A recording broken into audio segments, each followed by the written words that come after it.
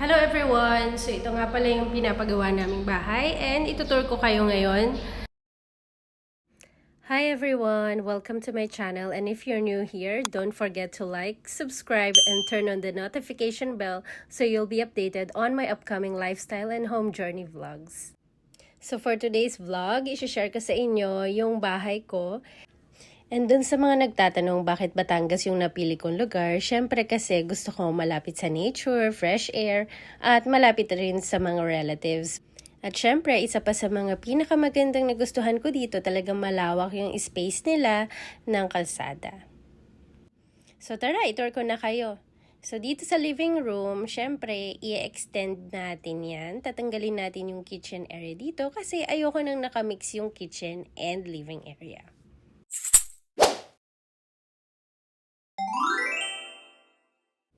Pagdating naman doon sa room na nasa baba, gusto ko siya is guest room lang para sa mga elders, para kapag may bisita na hindi na sila makaakyat ng stairs or mahihirapan sila, meron akong room na naka-reserve dito sa baba para sa kanila. Meron din niyang toilet na katabi, so hindi talaga sila mahihirapan kung meron lang naman na bisita. So, pagdating naman sa papataas dito, gusto ko meron siyang small bar area. Tapos, doon sa stairs, gusto ko meron diyang malaking chandelier sa may taas at yung wall, lalagyan ko siya ng mga paintings, arts, ganyan. And pagdating dito, lalagyan ko siya ng small na sofa. Doon sa isang room is lalagyan ko siya ng computers, magiging working station ko siya dito sa bahay. And syempre kapag nag-work ako, syempre minsan kailangan ng bathroom. So ito na, malapit na, katabi na talaga siya.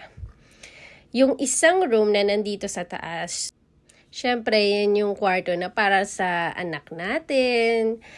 At ito, maganda siya kasi meron siyang, ayan, may extend ko pa yan hanggang likod kung gusto ng mas malaking kwarto. And syempre, ito na yung favorite part ko, yung master's bedroom. So, ito talagang master's bedroom, talaga yung pagtutuunan ko ng pansin kasi gusto ko talagang maganda yung curtains ko, yung bed ko, talagang nakaayos siya. Tsaka split AC ilalagay ko dito. At sobrang happy ko kasi nilagay na talaga yung bathroom din sa loob. So, ito yung 4-bedroom na may 3 bathrooms. And meron syempre siyang balcony. So, dun sa balcony, sobrang ganda ng view. Ewan ko, nagagandahan ako kasi more on pa siya hindi siya masyadong crowded, nakikita ko yung skies and more of a nature pa siya kasi dito talaga sa Batangas, masarap yung simoy ng hangin. Kaya feeling ko magiging healthy talaga ako dito. Yung plano din para sa bubong is lagyan talaga siya ng solar kasi ayoko syempre magbayad ng kuryente. Gusto ko naka-solar. Malaki man yung gagastusin sa una pero sulit naman yun kasi sa laki ng bahay mo, for sure, malaki yung bill ng kuryente mo. Ito na yung labas. Ayan. Nakikita nyo. Ayan. So, simula dito. Ayan.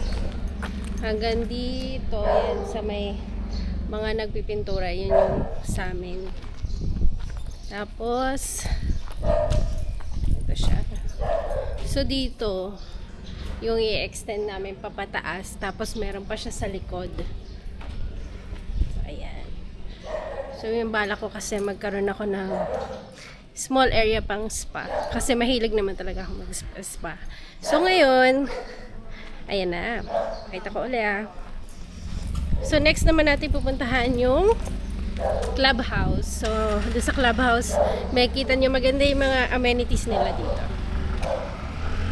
Guys, ganito siya kainit, guys. Ang init talaga dito.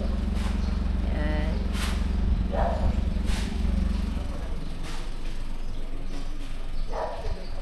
Ito yung neighborhood natin. So, maya-maya, punta na tayo sa clubhouse para makita naman natin yung amenities na meron sila dito. Hindi nga malayo yung bahay namin doon sa clubhouse. So, talagang madali lang talaga siyang puntahan.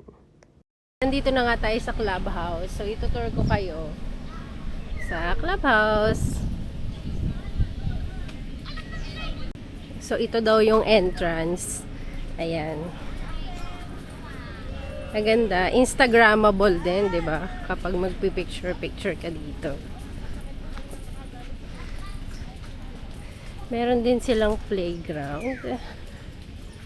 Ayan. So, ito na nga yung amenities dito. Sobrang laking pool. Ayan. Sobrang laking pool. Tapos, meron pa sila dito Instagrammable location na naman. Ayan. Akyat tayo dito. Ayan. Ang ganda. O, diba? Ayan. Ganyang kalawak. Ay, hello po ate. Ayan. Tapos yun yung office nila. Andun. Tapos itong pool. Sobrang laki guys. Meron din silang bar dito. Pero wala siyang tao ngayon. And walang mga drinks na in-offer. So depende lang yata yun sa araw. Ayan. Ang ganda dito kasi yung swimming pool nila napapaligiran ka pa ng mga puno-puno. Ayan. Diba? Nakaka-relax talaga dito. Okay, so ito na nga yung swimming pool na napakalaki. So dito ako mag-relax kapag na-stress ako. So malapit lang siya dito sa bahay ko. Pero kailangan nakakotse pa din kasi mainit. And that's it guys. So dahil sobrang init, uwi na tayo. Thank you and goodbye. Thank you so much for watching. Don't forget to like, subscribe, and share this video. And I'll see you on my next vlog.